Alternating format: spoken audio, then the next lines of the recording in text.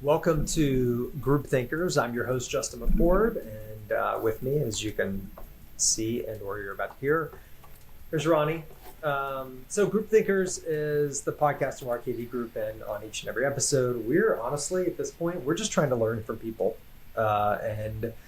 We have a wide range of guests that sit down with us, and we like to explore different avenues of nonprofit marketing and fundraising. We like to explore people's journeys. And it's because we have come to really appreciate how people's journeys form who they are and what they're doing. And this is a special episode for us because we're putting this episode out during Mental Health Week, Mental Illness Awareness Week, which is the first full week of October every year. And on this episode, we have Becky Endicott, who is a part of the team behind We Are for Good. Ronnie, tell us a little bit about Becky and the We Are for Good movement. So Becky she's got a really fascinating journey. I feel like I say that a lot, but it's true. She started out, she was in the nonprofit sector for 20 years, and she takes us through that journey some, but she got to a point where just the pressure and the and the mental load on her became too much, and it's something that we see across the sector a lot, this idea of burnout. We've talked about it, and she just kind of had this moment of, I need to do something different, and she'll talk all about it in the episode. So she, along with Jon McCoy, started We Are for Good, and it's a social impact movement. And they have a podcast that's extremely popular, and she just really is just a fabulous journey. Yeah, and a fabulous person. I think the thing that strikes me about We Are for Good is that Becky and Jon are in this to lift people up, to create community, which is a group of people with shared beliefs and shared values. And so they're in fact spreading good ideas, and that's refreshing. And they do such a great job of creating content and telling people stories and telling their own story. And so, it's frankly, it's a pleasure for us and an honor for us to get to have her tell her story, and a part of her story with her mental health journey. And it's an important conversation, not just for this week, but for those of us in the sector as we navigate, continued pressure. And it's not just a new thing. It's just that I think that we're now becoming more in tune with the opportunity and the importance of walking through these things out loud. So this is it's a special episode. And so without further ado, here's Becky Endicott of We Are for Good on Group Thinkers. So Becky, we're gonna just dive right into this thing. First of all, welcome. That's the first part. Is welcome. Thanks for having me. I'm so excited to be here.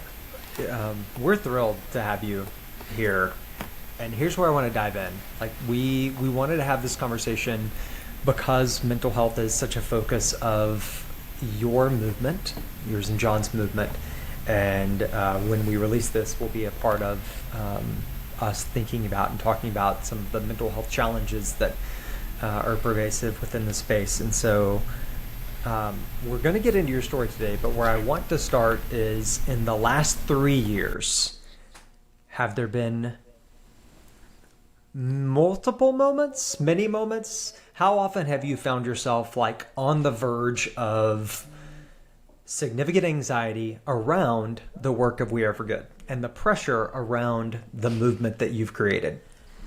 Are you kidding? Every dang day of my life, I'm feeling the anxiety and the pressure of it. Oh yeah, it is. I could have never foreseen this and what would come of it. And yeah, my therapist and I talk about it every Wednesday afternoon, and how to navigate. How do you lean into being an influencer when you don't want to be an influencer, but you want the conversation to keep going, and you want it to keep growing, and you want to be in it enough that you can help guide because you've tripped through it and failed through it. But yeah, having the weight of that feels like a lot sometimes, but it's like one of the most dignified and beautiful obligations and things that I've taken into my life because of how it's connected me to human beings like never before. Is it more, less, or different than the pressure you felt as a fundraiser? Very good question. I would say it's different. I think when you have people who are willing to step forward and share the most vulnerable and difficult parts of their life with you, there is this responsibility. At least I feel it as an empath and as an Enneagram 2. I feel the need to carry that and nurture it incredibly well. And the amount of suffering that happens in the sector that's whispered about and emailed to me and DM'd to me and apologized for. I mean, I get the apology before anyone ever goes into their story, which tells me how sick we are because we're finding that we can't even just say it without saying, am I bothering you? Is this a burden on you? Is this going to stigmatize me to you? And so I would say it's a different feeling than if I had to go in and ask for $10 million for a project. And that kind of is to me, that's more of an adrenaline rush. This feels like something like your child, like that you need to walk very carefully with, treat very carefully, and just sit back and listen and understand. And that's really where I think I am, is just trying to understand where the sector is, where I am, where people are, and how we can be a conduit to getting healing, unlearning, more learning, and more kindness and compassion everywhere we go. Okay, so that's a good segue into, let's rewind all the way back. Let's rewind to like little Becky. What was the first thing that little Becky wanted to be when she grew up? Okay, are you ready for this? Little Becky wanted to be a horror author. When I was very small, my dad is a voracious reader. Everyone in my family reads a lot, and my dad loves Stephen King. And I really wanted to connect with my dad on my books. And so I started out reading The Stand, which is really insanely long. It's like almost 1,000 pages, like when I was 10, and it scared me. It scared me enough that I didn't read it again until I was about 13. And I just loved sitting at my grandma's typewriter and like click, click, click, click, and typing a story out. And I think I was just a born storyteller. So when I got older, I thought, when I was in middle school, I wanted to be the on-air public relations or talent for the St. Louis Cardinals because I love Cardinals baseball so much. But the writing has always been there for me, and I always, shockingly, had a lot to say. It's not shocking. Is there not shocking for anybody. No. Not shocking. Is there a horror novel out there written by you? Oh, somewhere? yes. Ooh. Oh, yes. I mean, I used to write them for my father on the typewriter, and it would be, I don't do any of the things I teach people now. Like, there's not a lot of conflict. There's no ebb and flow. There's no hero's journey. There's no anchors and emotion. It was just kind of like I walked into the scary house, something jumped out, I did something, they did something, and it was just these short little blurbs that would take me forever, because when you're a kid trying to type on a typewriter and you're backing up and all the things, I'm sure there are many out there that my parents can unearth and embarrass me with, don't Ronnie, so. That's amazing. So mine wasn't of the horror variety. Mine was more of the sci-fi adventure variety, and they still, to this day, my parents will bring folders with brads. You remember the little, like, the brad that you stick in and they're like separate apart, where stories that they've kept all the wild adventures. So from this idea of telling stories, how the heck did you end up as a fundraiser? Like, what was that journey out of school? Like this. And it is scary, right? Like, there are some scary movies in it. There's the horror back, which is ironic because I don't read. I don't know that I've read 2 horror novels my whole life because that's just not my jam. But I I was a public relations and marketing major in college, and I did a lot of internships in the summer. And I realized quickly that my internships were showing me what I did not want to do in life. So I worked at an agency. I did not like that at all. I worked at a very, very massive oil company. And you would know the name, that I worked in their corporate communications department and was way scared out of being a female, trying to work on communications and find my voice in that sector. And then I found nonprofit, and it just felt like my people. It felt like home, and got my job at the Science Museum, Oklahoma. Those who grew up around here would know it used to be called Omniplex. And it was such a great irony and challenge for me as a writer, because I knew nothing about science, and I was writing to the lowest common denominator of a reader, which was great because that was me. So, and then a little ways into that journey, I got a call from my alma mater, which was Oklahoma State University's foundation, and they said, "We've never had a marketing department. We know you're young, but we think you could come build this for us." And I was 24 at the time. I did not know what I was doing. And I basically said, well, if I'm going to come up here, I'm just going to find a way to tell the story of philanthropy in a way that it's never been told before. And do I have your permission to do that? And my boss at the time, Kirk Jules, said, go for it. I'll give you a budget. Had a great mentor, Bob Klein, who's the VP of Development, and they just let me run. And they were very, very wise in that they put me in every marketing and communications class, webinar, book that I wanted to consume, but they also put me in every development training. So I would know the language, I would know pathways, I would know donor journeys, I would know strategy. And so I kind of got this dual education at Oklahoma State University at a time when it was having crazy philanthropy. We were in the middle of a $1 billion campaign that we helped launch. And my little known fact, Jon McCoy, my business partner at We Are for Good, he was the one that just pulled that logo out. He's a graphic designer, out from his hip pocket after we had paid a major marketing firm to develop. He ended up developing it. And yeah, it was the time of Boom Pickens, and we would walk into an event, and he would just keep giving out $100 million gifts everywhere we turned for all kinds of things, and it seemed normal. And I thought it was normal to have $1 million marketing budget.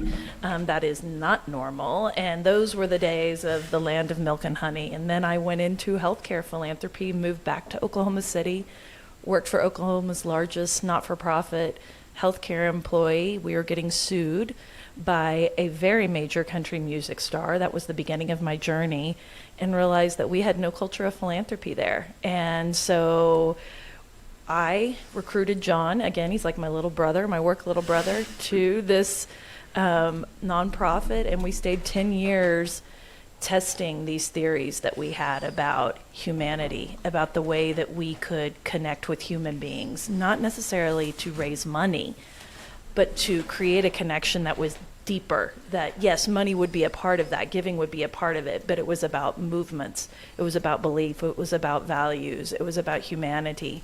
And we were lucky enough, again, to have a CEO that gave us leverage to try out some of these things, and shocked us all when they worked. So, but being nice tends to work, and I don't want to sugarcoat it that much, but there is something in showing up for another human being kindly that has been very, it's been a great multiplier for our company. I'm always so fascinated about the guests we have when they start telling us their path. First of all, how they get into the nonprofit field is always so similar, of like, I just kind of ended up there. I'm not really sure. All of us. But then the other part, I'm starting to hear a lot of, like you just said, I was 25, I was 24, and they gave me this huge budget and said, go with it. And I said the same thing. We just talked to Rhea Wong, and I was when I was that age, I didn't know what I was doing. I can't imagine being given that kind of a budget and saying, go, here you go, just run with it. So I want to tie that a little bit to, you worked in the nonprofit field for so long, and I know the pressure is there. The burnout is a real thing in the industry. Can you take us through how you got from working in that field with Jon to kind of starting the We Are for Good movement that you have going now?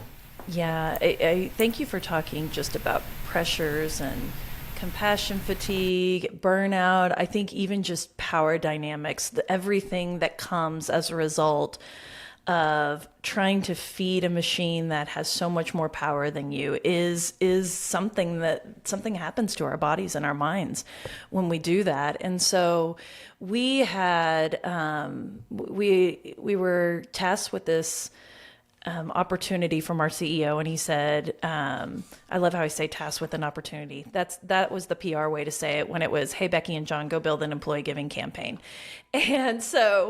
And you've got like 4 months. And so the journey of We're for Good really started with that challenge, because we started doing all this research on employee giving campaigns, and we just hated every single one of them.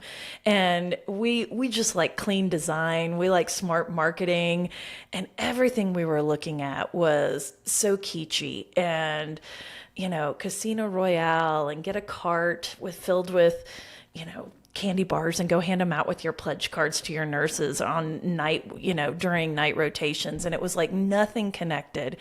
And so we said, what if we did everything the opposite? What if we literally flipped that donor pyramid upside down? And we said, what if we focus on that base? And what if we worked on telling their story? And what if it wasn't just an employee campaign? What if it was an internal movement? That if we could make the internal piece so strong that people who saw it from the outside would want to be a part of it. Or they would see it from the outside and it would inspire trust, and it would inspire innovation, and it would inspire healing. And so we basically started this employee campaign asking 2 questions, and it was, what are you passionate about? And would you consider making a gift of any amount there? And it doesn't matter what it is. It can be $1. It can be $100. It could be 10 hours of paid time off. It could be, a one-time gift. And so we just made it so much less about the money and more about the story. And the more we heard each other's stories, the more we started to see each other in different lights. And it was completely, again, unfocused on the donor pyramid, because if we were going to the base, then that meant we needed to talk a lot less to the C-suite, and we needed to talk a lot more to our frontline workers, to our janitors, to the men who worked in the boiler rooms, or the tech, the respiratory tech. And all of a sudden, the way that we saw each other was flipped on its head. And we didn't see Ronnie. We saw a dad who had a premature baby who almost died. But if it wasn't for the NICU, then Ronnie wouldn't have been a father. That's way different than seeing Ronnie from IT. Or not even knowing that Janice, who works in the burn center, has this very unique connection to transplant because her husband got her kidney, and these stories, when it became about the story and about the human being, the financial part was just ancillary, but it ended up being a huge component. And so we moved from about 300 donors giving about $22,000 a year out of 10,000 employees to now it's almost 4,000 donors a year giving $1 million back to this nonprofit. And it's nurses giving back, and it's a woman pushing a cleaning cart who's giving $10 per pay period, which is a lot to her because her mom passed away from cancer and this is their family's legacy. And the thing that we weren't expecting was how it changed us as human beings and what we saw as a result of that. And so as we're powering this thing, and it's a big machine to power, 10,000 people trying to get those messages out, which, you get the stress, there comes the stress and the anxiety, but the joy that comes on the back end of giving people agency to share that story and to allow it to inspire somebody else to come forward because that's their story. They just haven't breathed it out loud yet. And so we noticed that it was culture shifting People wanted to stay longer at the organization. They wanted to rep the brand everywhere they could on their e-signature. They wanted to wear the t-shirt. So then giving became a brand, and being a part of the movement became a brand. And we basically took a step back and said, we think we've stumbled on something. I don't think it's employee giving. We think it's bigger than that. What if we applied this to a gala? Sorry, we're from Oklahoma, so we call it gala, not gala. We're Hicks. And what if we applied it to this, $50 million campaign we have going on? And when we started to nestle values in there, we started to nestle story, we started to put the problem, the focus, the need, and the solution in front of everybody, not just that top donor who could give it all. I had a great donor one time that says, when you die, you can't take any of it, in a U-Haul trailer, nothing. So leave it all behind. And we just started giving that exercise to everyone. And the effect did have the effect that we wanted it to have. It was not just a movement internally, then we turned it to our board, and then we turned it into our donors, then we turned it over into the community, and there was just a way for anyone to be able to plug in. And we just kind of cocked our eyebrow and said, okay, how do we get a model around this? How do we get a framework? How do we have more conversations about how thinking differently, about upending the way we've always been taught? And P.S., like taking care of ourselves, how do we have a bigger conversation about that?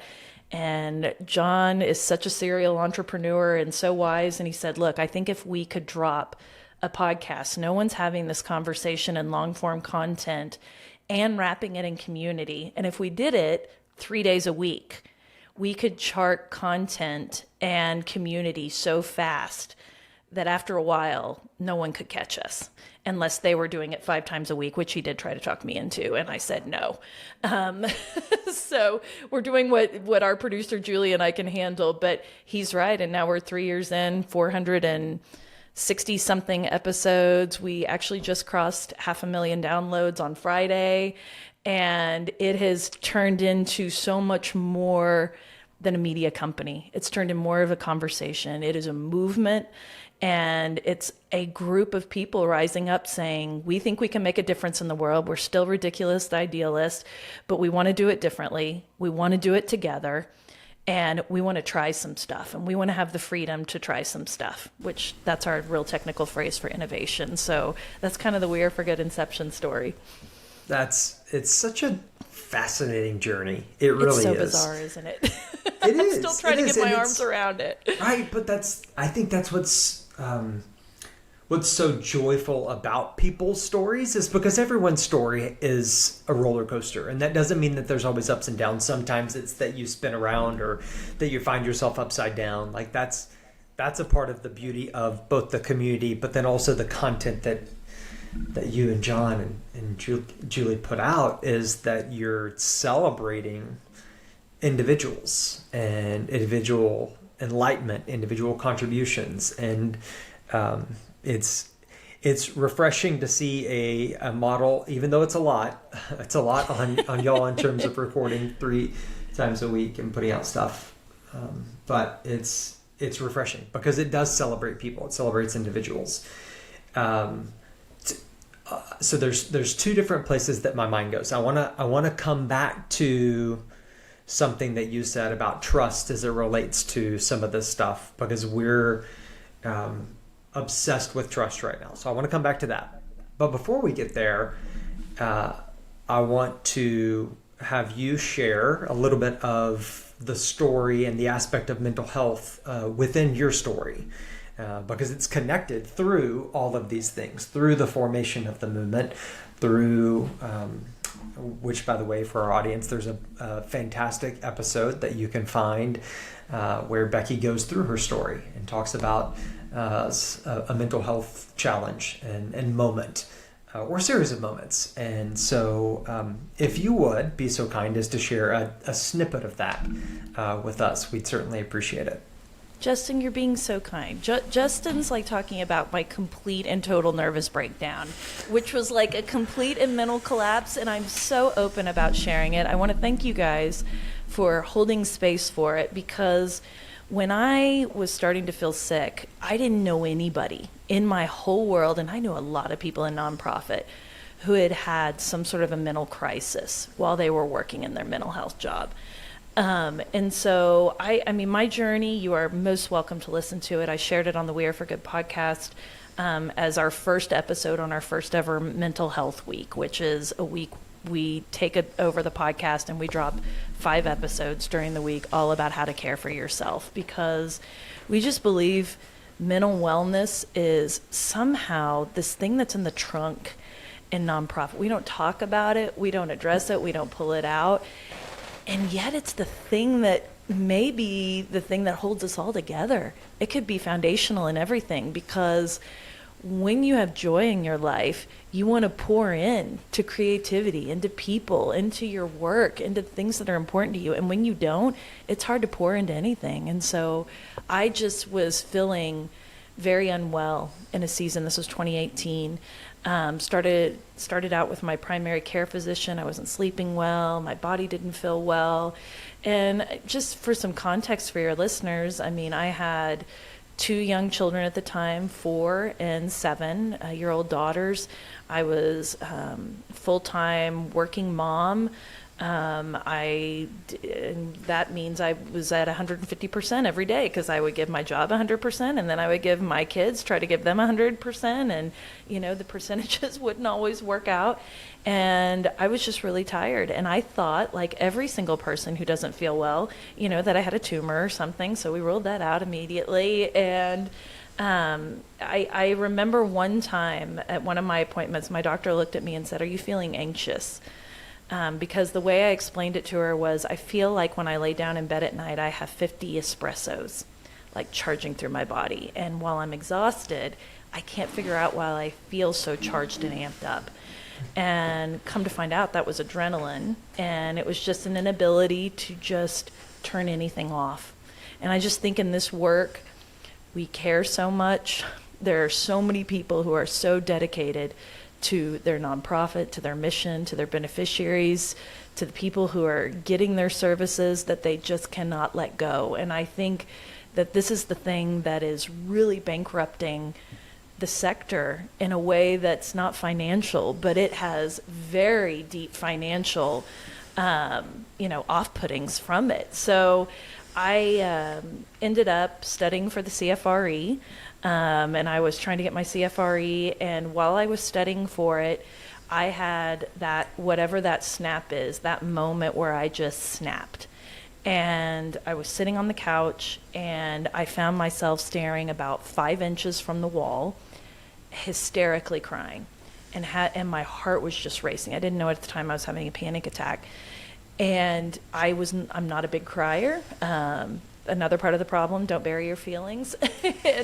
and I just felt panicky. And the only way that I knew how to deal with stress at the time, because I had to pass this exam, I felt so much pressure, like many people taking that exam, that I needed to pass it, and I knew the pass rate was not high. And so through my nervous breakdown, I picked up my binder, and I picked up my book, and I kept going. And it is still today the most insane thing I have ever done, that I would keep going and pouring into that. Yes, and what in our brain makes us feel like we have to grind through it.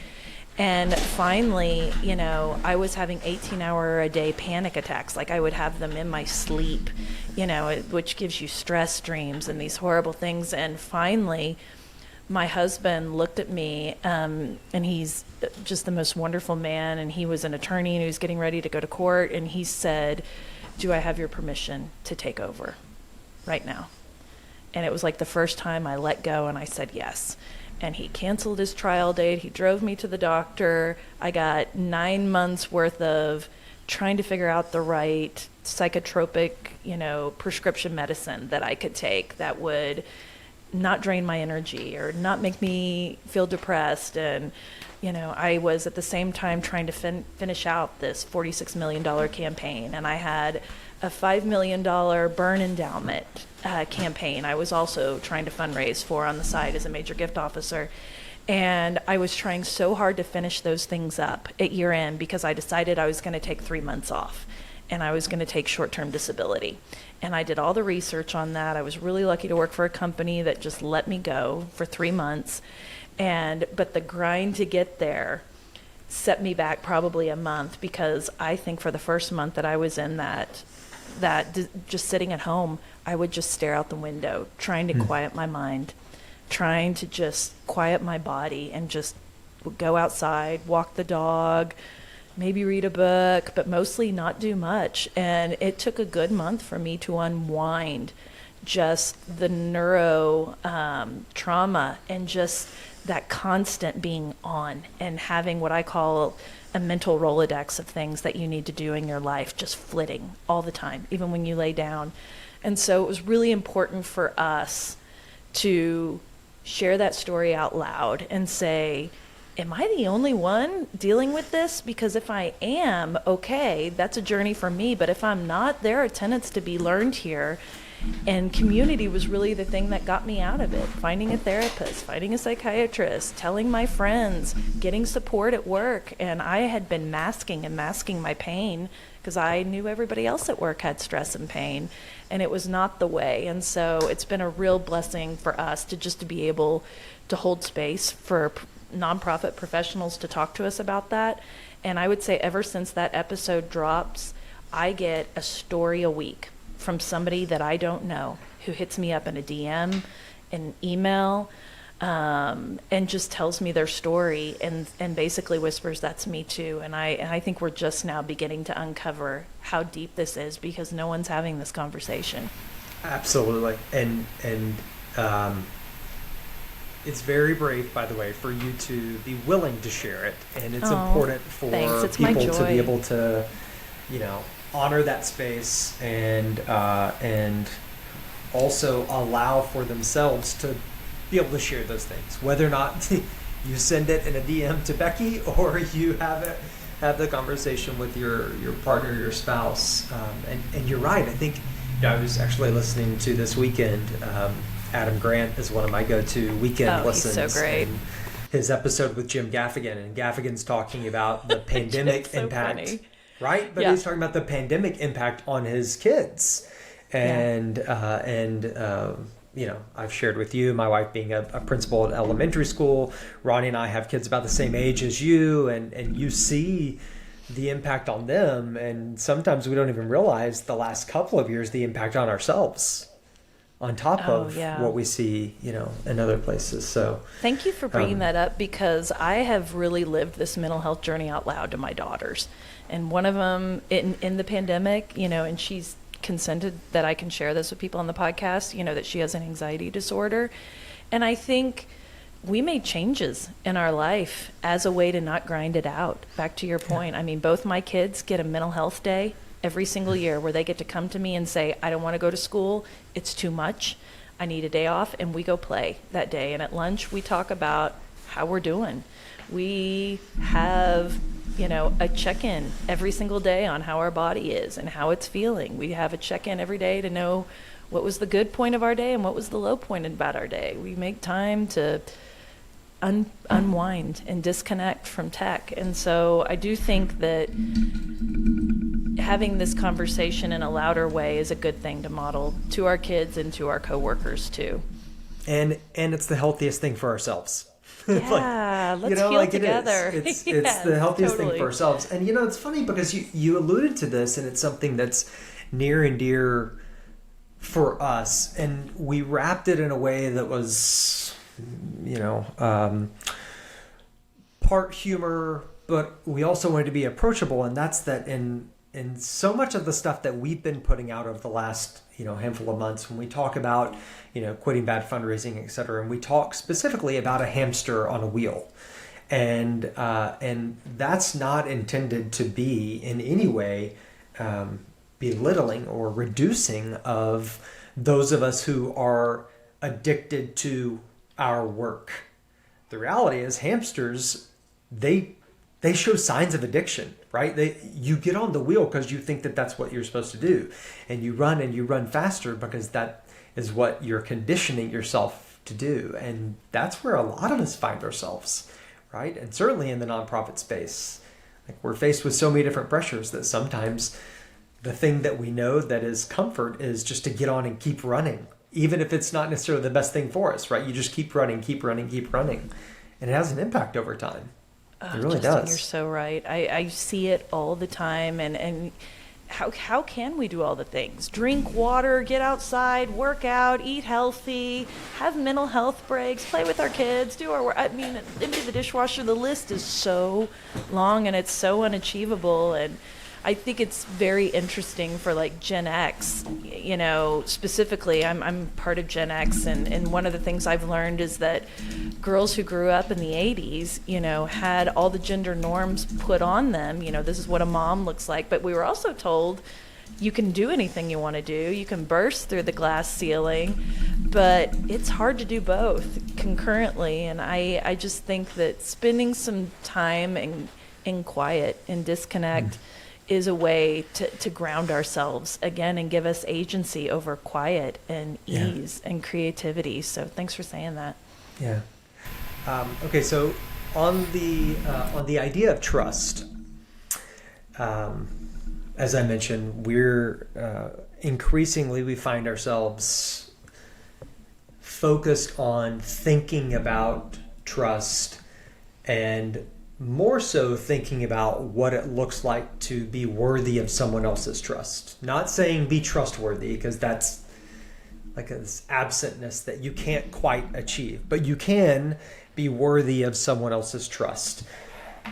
How does that idea play out in the work of We Are for Good? Okay, trust is one of the few things I think in life that you cannot fabricate right now. And in a time where we are so digitally connected and interdependent on our tech, we don't know who to trust online anymore. And I think that people are, you look at like the Edelman Trust Barometer, I know you guys have seen that, like even last year, again, nonprofits, second straight year that trust has gone down. I mean, corporations are more trusted than nonprofits right now, which is absolutely shocking. And I have a lot of theories about why I think that is. But one, we're not telling our story well. We're not telling the story of what's happening well. And I don't mean like the Norman Rockwell version of what's happening that used to be sort of the MO. And believe me, I was a part of powering some of that communications back in the day, because that is how it was framed to be. These are the great things about our organization. We don't want to show you, you know, what's behind the curtain. But we got to talk about what we need. We got to talk about harm. And I think when you are more authentic, I think when you are more vulnerable, there is something that happens with trust there. And I just think we're watching what's happening with Twitter and X. We're watching what's happening with mainstream media, and people don't know what platforms are trusted. They don't know which influencers are trusted. So if you can bake that in on the front end, if you can say, you know, this is who I am. These are the values I stand for. And I want you to hold me accountable to them.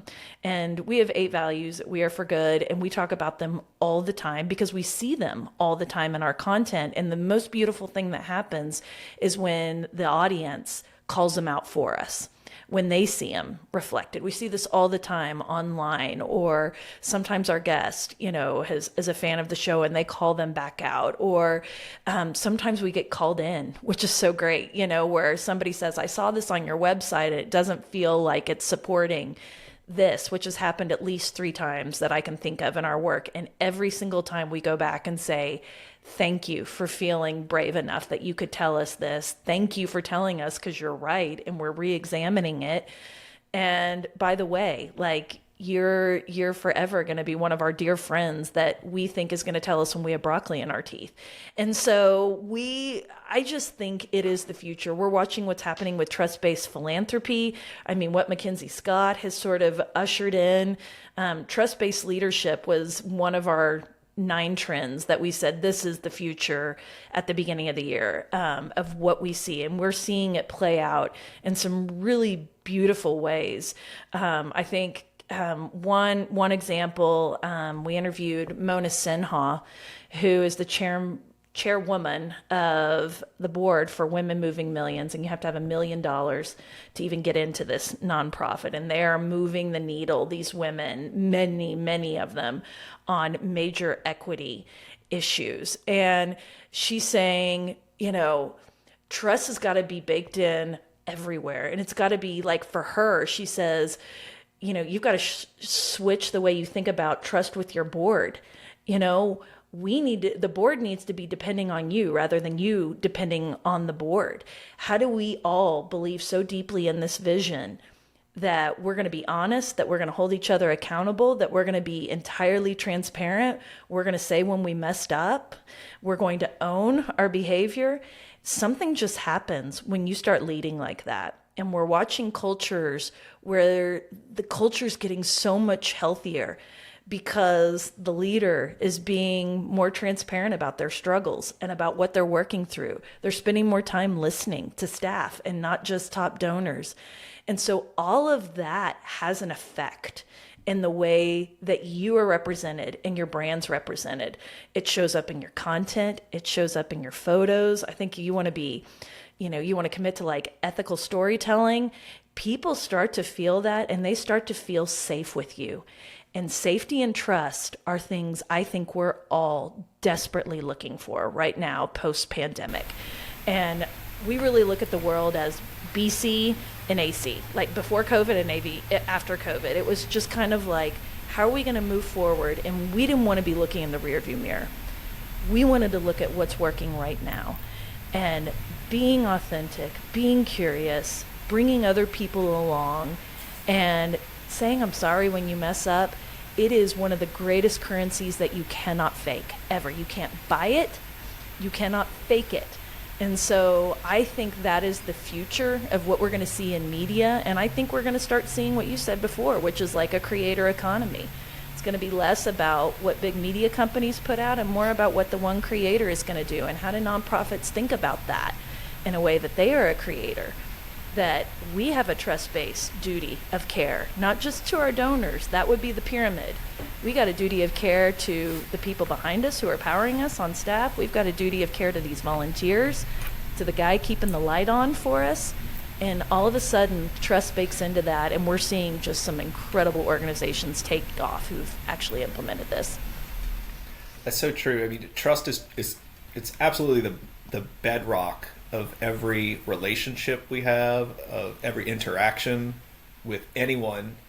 And we found it, like Justin said, we've been obsessed with this idea of trust over the last, I don't know how many months. And so we did some research where we asked donors, what causes you to trust or not trust a nonprofit organization? And, without getting into all the details of it, like the two things that stood out were transparency and competence. So tell me about what you're going to do and actually do it and report back on what you're doing. It seems so simple, show me. But sometimes we just fail in that. Okay, I want to get to something before we wrap up. So I want to do a lightning round of questions here. All right, you're right. What is the worst feedback you've ever received?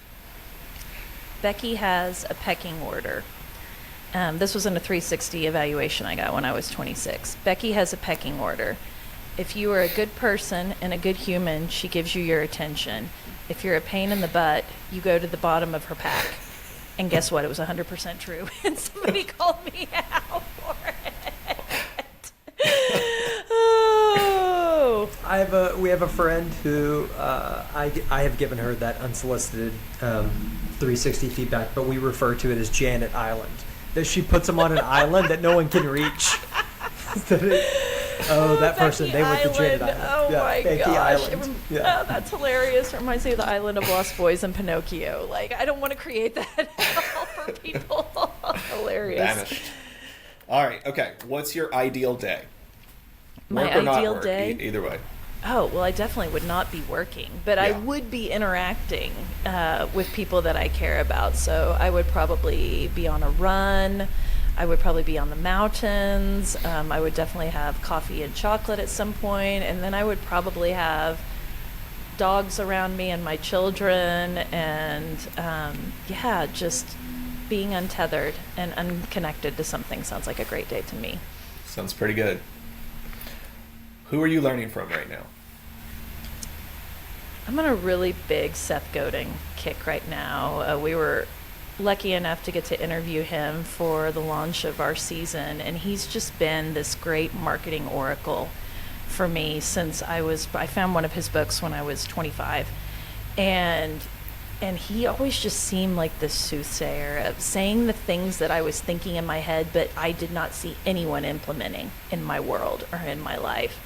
And now, and he's so kind, and we had this great conversation with him, and he was generous, and I want people to know this about him, that even when the cameras were off, he turned to us and said, I love what you're doing. I want it to keep going. How can I help your business? And then he gave us an hour of coaching into what was working, what wasn't working. And it just, and he, of course, there's so many brilliant ahas that he would bring there, but his humanity and how true he is to himself and to what he believes. And this is a guy who was raised by people in the nonprofit, sector, professor, and I just think he's a humanitarian at heart, and he gives me hope. So I'll say Seth right now. This is not lightning at all. I'm talking way too long.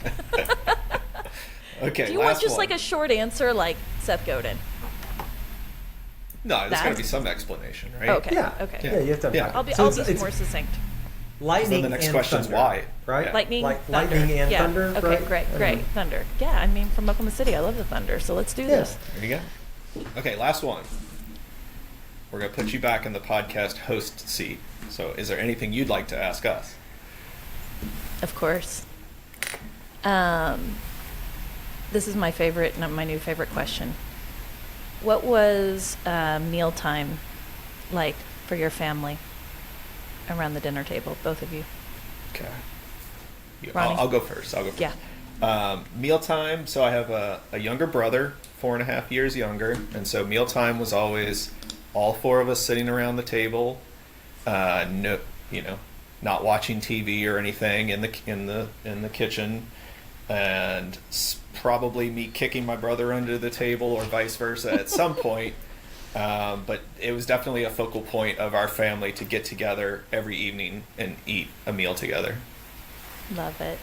What about you, Justin? First of all, sticking firstborns, kicking the baby, And then pretending like you didn't so do I anything. know what that was. Right? lording over us secondborns. So I'm a secondborn. My sister's 5 years older, and Ronnie. Once every 3 weeks, that's what it looked like for me. My dad worked shift work his entire career, and so he would be either asleep once every 3 weeks in the evenings, or he would be at work. And so we would have all four of us together 1 week out of 3. And so the norm was actually irregular. But when I think about whenever the four of us were sitting down together, it was mostly forks and knives on plates, very quiet, small town West Texas meal, probably included gravy. And then there was Justin, who was always doing a bit.